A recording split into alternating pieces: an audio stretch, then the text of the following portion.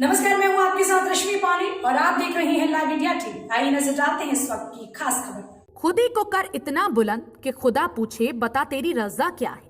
कुशीनगर में एक ऐसा अनाथ आश्रम है जहां आश्रम की संचालिका ने लावारिस बच्चों की जिंदगी संवारने और उन्हें एक नई पहचान देने के लिए अपनी नौकरी तक छोड़ दी। उन बिन माँ बाप के बच्चों की सेवा में लग गई।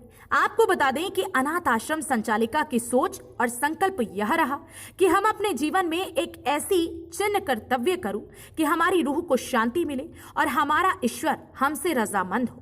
बुधवार को लाइव इंडिया टीवी के जिला संवाददाता ने जिले में पडरौना नगर से सटे गांव पर सोनी कला स्थित शिरीन बसुमता अनाथ आश्रम पहुंचकर उनकी विशेषता और उनका हाल जांचा तो पाया कि बीते 5 नवंबर 2001 को मिसेज शिरीन बसुमता को गांव के ही गंडक नहर के किनारे झाड़ियों में एक अज्ञात बच्ची किसी बेरहम मां ने फेंक दी, जो कि उन्हें मिली। अगले दिन सुबह जब वहां लोगों ने देखा तो काफी भीड़ इकट्ठा हुई, जबकि अज्ञात बच्ची को देखकर लोगों में तरह तरह की चर्चाएं की जा रही थी। जब तक मिसेज वसुमता को पता चला तो अपने बेटे को भेजकर उस बच्ची को अपने घर उठा लाए और उन्होंने ये संकल्प लिया कि हम इस बच्ची की परवरिश करके उस मुकाम तक पहुंचा देंगे कि एक दिन यह दुनिया याद करेगी। मीडिया से बातचीत के दौरान मिसेज ने बताया कि आज उस लड़की की स्थिति काफी नाजुक थी, जिसको जाड़े के महीने में जीना मुश्किल था, लेकिन ईश्वर की महिमा से उस बच्ची को लंबी उम्र मिल गई, जबकि उस बच्ची का नाम मैंने महिमा रखा। और आज जो अनाथ आश्रम की सेवा हमारे अनुसार की जा रही है, उस अनाथ आश्रम का नाम भी महिमा बाल आश्रम के नाम से जाना जाता है। मिसेज ने बताया कि अनाथ आश्रम की सेवा करते हुए हमें 20 वर्ष अब तक हो चुके हैं और इस 20 वर्षों में पहली बच्ची महिमा के साथ साथ कुल 25 बच्चे हमारे अनाथ आश्रम में मौजूद हैं, जिनमें एक बच्चा गैर जनपद गोरखपुर से हमको मिला था। और रही बात इन बच्चों के खर्च की, तो मानवता की मिसाल पेश करने वाले जिले में आप लोगों जैसे इन बच्चों के हमदर्द और माँ बाप बनकर खाने पीने, कपड़े और पढ़ाई तक के खर्चे इस आश्रम में आकर बच्चों को दिया जाता है। तो अब इस अनाथ बाल आश्रम को स्थापित करने से यह साबित होता है कि किसी की जान बेवजह कोई नहीं ले सकता, क्योंकि इस संसार में जिसका कोई नहीं है उसका ईश्वर है। तो ईश्वर ही किसी न किसी इंसान के जरिए नवजात की हिफाजत कराता है। इस कहानी में और क्या हकीकत है, आइए महिला बाल अनाथ आश्रम की संचालिका शिरीन बसुमती की जुबानी सुनते हैं। नाम शिरीन बसुमता और मैं इस अनाथ आश्रम को आप सबके सहयोग से चला रही हूँ। और ये तो कभी सोची नहीं थी कि ये मेरा घर है, ये अनाथ आश्रम के रूप ले लेगा। ये ईश्वर की तरफ से मेरी परीक्षा थी। और 2001 में नवंबर 5 मुझको एक बच्ची झाड़ी में पड़ी हुई मिली। इसे बच्चों ने, मेरे 2 बच्चे हैं और यही दोनों बच्चे शोर सुन के गए और इस बच्ची को लेकर आ करके मुझको इन्होंने दिया। जब इस बच्ची को मैंने देखा तो मैं सोची कि ये कौन सी परीक्षा है, ये क्या चीज़ है, समझ में नहीं आ रहा। ऐसा कमज़ोर, ऐसा कुरूप बच्चा जिसे चींटियों ने खा लिया था। और मैंने सोचा कि ये क्या क्या होगा मेरे साथ, कैसे मैं इसका पालन पोषण करूं। क्योंकि मैं मिशन स्कूल में टीचर थी और मिशन स्कूल से निकली थी रिज़ाइन देकर।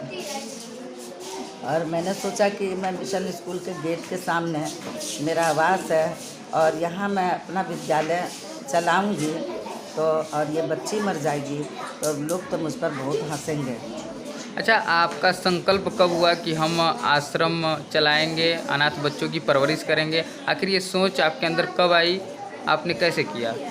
जब मैंने सोचा कि जब मेरा विद्यालय, मैंने अपना विद्यालय खोल रखा था, यहाँ से 2 किलोमीटर आगे सिद्धवा स्थान है और वो जहाँ पर मेरा स्कूल चल रहा था वहाँ बहुत छोटे छोटे बच्चे थे और वहाँ पर गन्ने का 3-4 कांटा था तौल वाला। सो हम ये सोचते थे कि किसी दिन मेरे बच्चे का, एक ही बच्चे का एक्सीडेंट होगा तो मैं हमेशा के लिए खूनी हो जाऊंगी।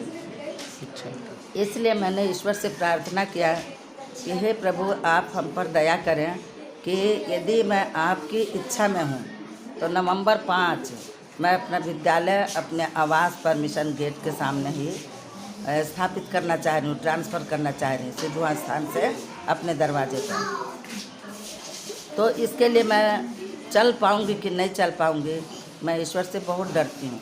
और मैं अपने जीवन में कोई गलती ना कर बैठूं, इसलिए मैं ईश्वर को ही ताकती रहती हूं।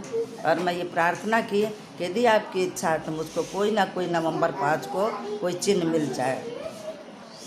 और यही हुआ कि नवंबर 5 सुबह में मेरे बच्चे इस बच्ची को लेकर के मुझको ला कर दिए। जब ये बच्ची मिली तो मुझे तो ऐसा लगा कि मेरे गाल पर किसी ने तमाचा मारा और कहने लगा कि मूर्ख, तुमने चिन्ह मांगा था, इसकी सेवा करो। और मेरे अंदर उसी समय से एक विश्वास उत्पन्न हुआ कि ईश्वर मेरी प्रार्थना को सुन लिया है, और उसी समय से हम इस बच्ची की सेवा करना शुरू किए। अच्छा, इस वक्त आपके इस आश्रम में कुल कितने बच्चे हैं? इस समय मेरे पास 25 अनाथ बच्चे हैं। आगे आपने क्या सोचा है कि इन बच्चों की परवरिश करके क्या करेंगी, इनके साथ क्या करना चाहती हैं? देखिए, एक माता पिता का, एक गार्जियन का जो कर्तव्य होता है अपने बच्चे के लिए, वही कर्तव्य मेरा भी है। ये बच्चे ज़्यादा हैं मेरे पास, माता पिता के 2-3 बच्चे होते हैं, मेरे पास तो 25 बच्चे हैं। पर मैं जानती हूँ कि इन 25 बच्चों का पालनहार ऊपर है, जिसने इन बच्चों को मुझको पारी पारी दिया है और आज इतने बड़े हो गए हैं।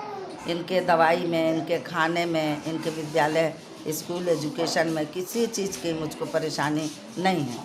परेशानी जैसे एक घर में होती है, मेरे साथ भी होती है, पर ऐसा नहीं है कि मेरा बच्चा किसी दिन कहे कि मैं बासी खाया या मेरे पास खाना नहीं रहा। ईश्वर जैसे इन बच्चों को हमको दिए हैं, वैसे ही अपने लोगों को, दूतों को भेजते हैं और लोग आते हैं, नमक से लगाए एजुकेशन तक के लिए सब कुछ ऊपर से हमारे लिए पूरा होता है। बहुत बहुत शुक्रिया इन तमाम जानकारी के लिए।